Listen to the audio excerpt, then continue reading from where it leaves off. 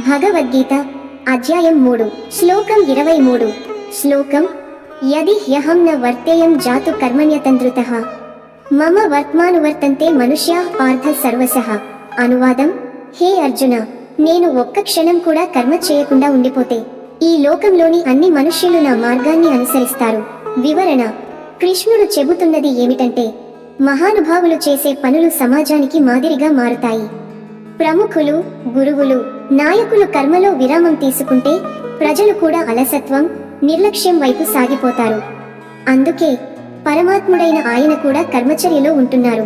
తాత్విక సందేశం: మనం చేసే పనులు కేవలం మన కోసమే కాదు, ఇతరులకు ఆదర్శంగా మారుతాయి. పెద్దవారి జీవనశైలి, కృషి చుట్టుపక్కల వారిపై బలమైన ప్రభావం చూపుతుంది.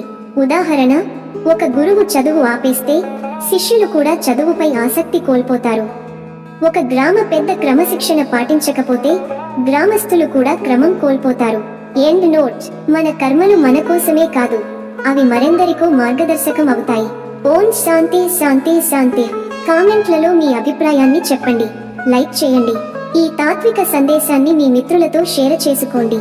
తదుపరి శ్లోకానికి ఛానల్ సబ్స్క్రైబ్ చేయండి. ధన్యవాదములు. జై శ్రీ కృష్ణ.